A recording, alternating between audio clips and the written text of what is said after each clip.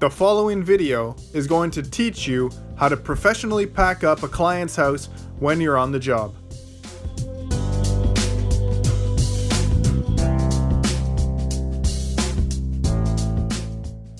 You're going to want to start by protecting your work surface with a padded moving blanket. This is going to make sure you don't scratch the tabletop or the countertop while you're working. Grab your pack of paper and split it open, and then we're going to be ready to start wrapping items up. When packing plates, you're going to want to do it just like we're showing you here. You place a plate down, followed by a sheet of paper and then another plate, and you keep going until you have a stack of no more than 5 plates at a time. Once you have your stack, you can wrap up the entire bundle, and then you can place this directly into a box standing upwards. The same goes for bowls. You go bowl, paper, and you keep that going until your stack is 4 or 5 bowls. Then place the entire pack into the box. When it comes to glasses, we're going to roll it like such. Start by rolling it and then flip the paper in and continue rolling it. It's super important not to roll it too tightly. The idea is to wrap it somewhat loosely so that there's kind of air pockets inside of that paper. Stemware is a bit trickier, but it's not too hard.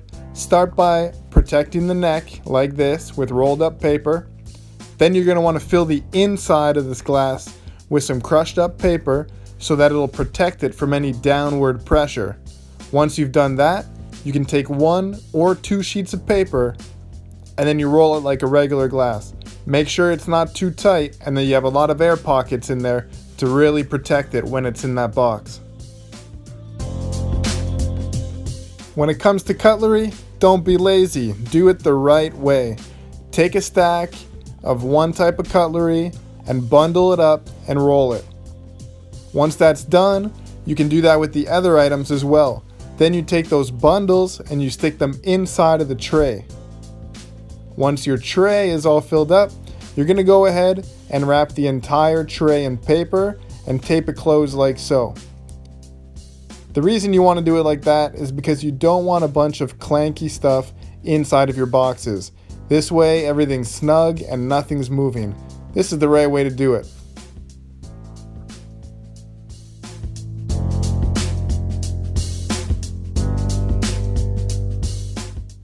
If you don't do Tupperware properly, you're going to end up wasting a ton of space inside your boxes. Start by taking off the lids and then stacking the Tupperware all together. You're going to wrap the Tupperware separately from the lids. Start by wrapping the bases like so.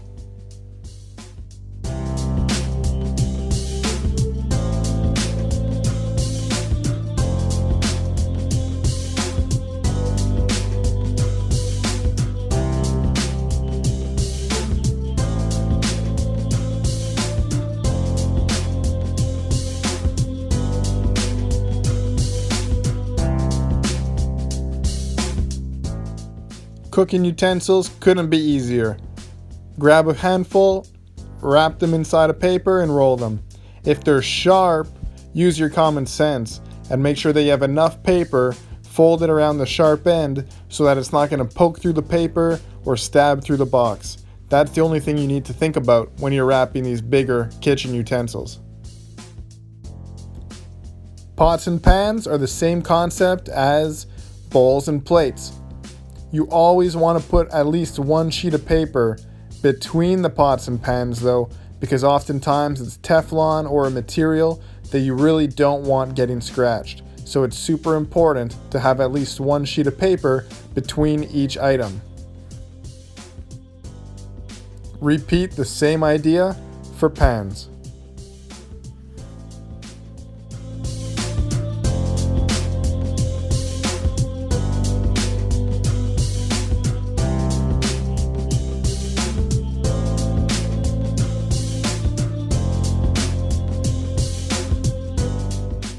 When it comes to small appliances, be sure to take extra precaution. You really want to wrap it up in paper to make sure that they don't get scratched, and you want to pack them safely into a box where nothing can dent them. A lot of times they're made of stainless steel, and if you just shove them in a box, they're going to get dented. Oftentimes these things are quite costly, so we really want you to be cautious when you're packing small appliances. Your best friend in the kitchen is called the dish barrel. This box is twice as thick as other boxes, and you're going to want to use this when wrapping up dishes and other breakables in your kitchen. Start by taping up the base really well. As you can see here, they do get pretty heavy and you don't want the bottom giving out on you while you're moving it. Tape the side shut like you see, and to make it easier to work, tape down the side flaps so they're not in your way when you're trying to fill it up.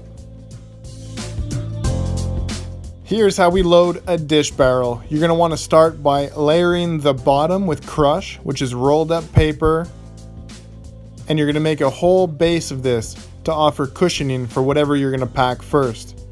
Start with your plates and bowls and stack them vertically in the box.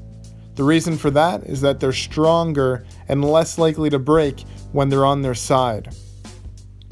Start by filling the whole bottom of the box with dishes and heavier items, and then fill in any gaps with crushed up paper like you see me doing here. You really want to fill in all of those nooks and crannies so that nothing can move or shift within the box. Once that's done, we're going to repeat the layer of crush like we did at the bottom of the box. This is going to separate your bottom layer from your next layer, which in this case is going to be glassware. Glasses is the same concept. You always want them standing up vertical. You never pack them on their side. Once you've filled up your second layer, if there's any open pockets like you can see here, you can take bunched up paper and fill them in. Again, you don't want anything shifting inside this box.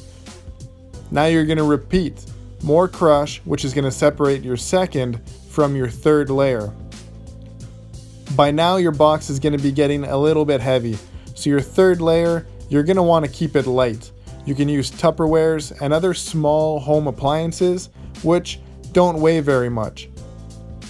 Once you've packed these into the box, go ahead and take a bunch of crushed up paper and really fill up the box to the brim. You really want it full to the top so that when you push down on the lid, it doesn't collapse. When packing stemware, we're going to pack it into a 1.5 securely, and then we're going to place that box inside of a dish barrel. Start by loading up the 1.5 like you see here, and again fill in all the nooks and crannies with crushed paper to make sure that these wine glasses aren't going to shift at all in this box. Close and tape up the box, and then transfer this over to the dish barrel, which you should have already put a layer of crush in the bottom.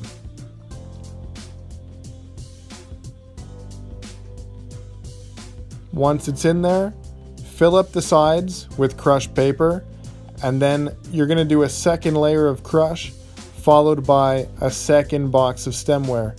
Two 1.5 boxes fit perfectly into a dish barrel. The reason we take these extra precautions is because stemware is very fragile, but if you do it like this, there's no way that these can get damaged. Start packing your pantry into a 1.5 cubic foot box as you can see here. If you have oils or liquids, these items should be placed into a Ziploc bag or a plastic bag of sorts prior to being put into the box.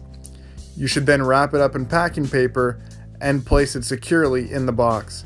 If there's no plastic bags on site, just tell your client that it's not something that we can take and that they can come back for it later. We never pack perishable items or items from a fridge into a cardboard box. These should be placed into a client's cooler or cooler bags and taken by themselves. The same thing goes for alcohol and other glass bottles containing liquid. These items should not be packed into a cardboard box. If anything, put them into a separate box and have the client take it themselves, or just tell the client that unfortunately we can't deal with it.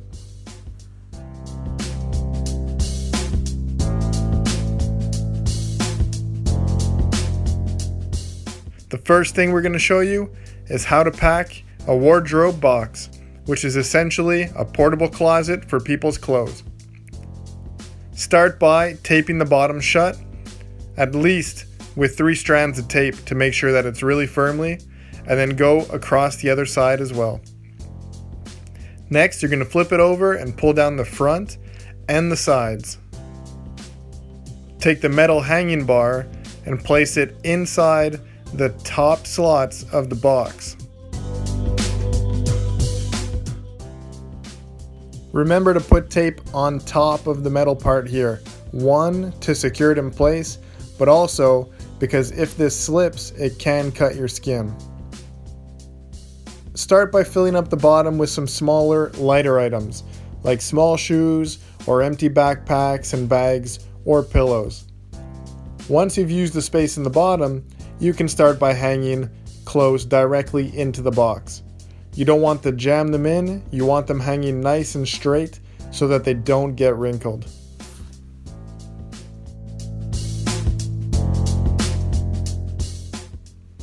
Now you can close up the box and tape it shut. You'll see there's flaps on the top of this box, which will help you close it up tightly. Make sure that you use the flaps first and then secure it with tape by going length and widthwise on the box. These boxes can get heavy and you really want them being secured and strong. So once these flaps are in, secure it even further by using tape to keep it shut. Poke through the handles and carry it like so. When packing bedding, you're going to want to use a 4-cube box. It's a bigger box, but the bedding is generally lighter. Start by putting a clean sheet of paper at the bottom of the box, and you can start by placing pillows in like so. You don't want to cram them in on all different sides. You want to keep them flat and protected. 1 sheet of paper to keep them clean, and then close up the box. When it comes to sheets and blankets, make sure you fold them. Don't just shove them into a box because they will get wrinkled.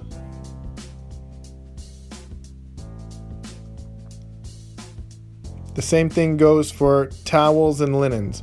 Always make sure they're folded and always fill up a box right to the brim so that they're nice and full. To wrap a piece of artwork, we're going to place it on the ground and wrap it in bubble wrap first, and then we're going to place it into a picture frame box. A picture frame box has 2 parts, inner and outer. Start by placing it in the inner box, which you'll notice isn't quite big enough, and we're going to pack paper all around the edges so that it can't move. Once that's done, we're going to take the outer part of the box, as you can see, and we're going to slide that over the entire thing so that the whole picture frame is now covered. Sometimes it'll fit in one box alone, but when it's too big for one, you're going to have to telescope 2 boxes together. When packing lamps, you're going to want to make sure to do it properly, as oftentimes these items can get damaged. Start by taking the bulb out of the lamp and setting the pieces aside. Wrap the bulb in packing paper and set that aside as well. It's important to wrap the shade in paper so that it doesn't get dirty during packing or unpacking in the box. If you have a second shade, you can fit that in with the previous one, and again, take the light bulb that's packed up and place it with the shade. That'll help the client when it comes time to unboxing and setting stuff up. You can wrap the whole pack up in another piece of paper and place it into a box. It's important once it's in the box to pack crushed paper around the edges to protect it. If you have a pillow lying around, that's also a good thing to pack on top before closing up the box. In a separate box, you can pack the bases of the lamps. You never want to pack the shades with the bases. Fill in all the gaps, and then you can close this box up. Smaller picture frames can be wrapped up and placed into a box. Simply take them off the roll and wrap them up the same way you would have done your dishes, more or less. These can go directly into a box standing upright. You can place other things in the box as well that you find around the bedroom. Books should always be facing up with the spine pointing downwards. Continue filling up your box with other items that you find within the bedroom. You're going to want to fill in all the nooks and crannies of this box so it's properly filled up. Once the box is filled, you can close it up and tape it shut. Place non-hanging clothing into a box folded properly to avoid them getting wrinkled.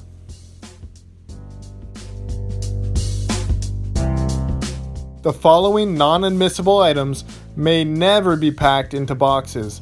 These should be left to the client to take on their own.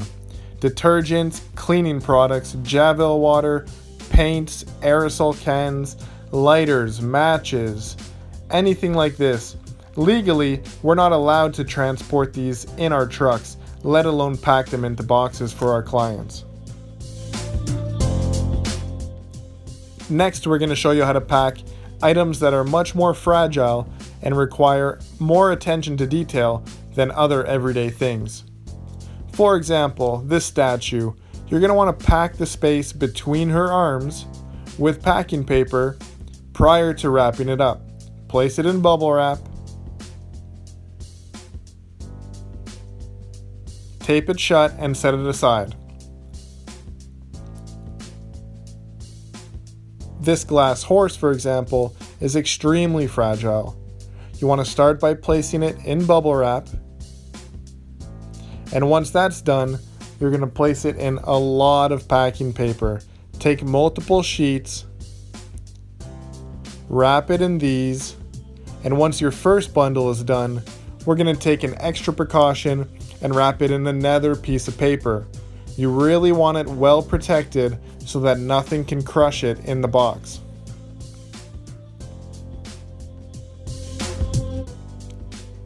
For something like this decorative skull, it's important to wrap the antlers and the head separately. Essentially, wrap it the same way you would expect something to show up from Amazon, for example, wrapped and packed in the box. It's important that all sides of it are properly wrapped. Once this is wrapped, you can tape it closed, and we'll show you in a couple moments how to pack it into the box. This metal sphere has some weight to it, so you're really going to want to protect that with paper to make it softer inside of that box.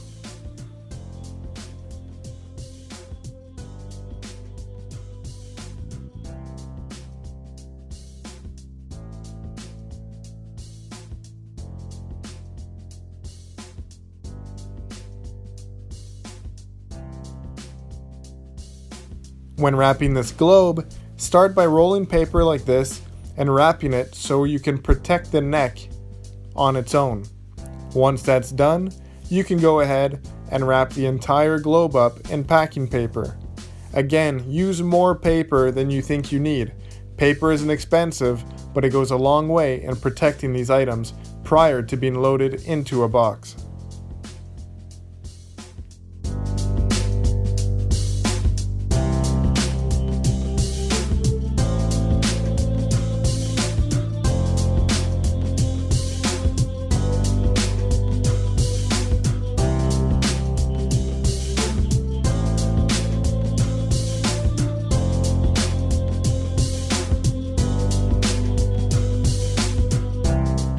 Once all your items are packed up, you can go ahead and start packing them into a box.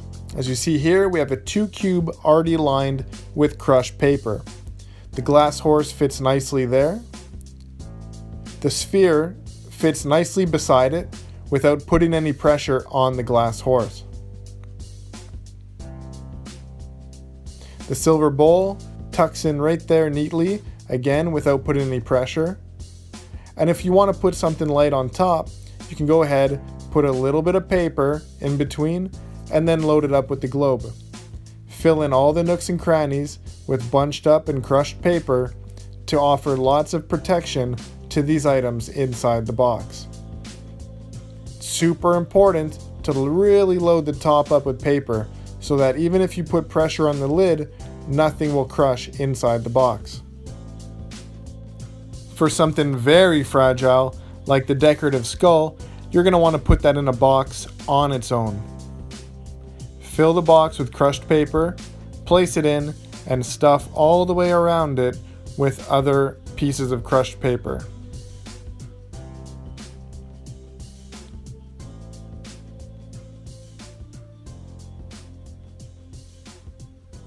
Once this box is filled up with crush, you can close it up and make sure to write very fragile on this box.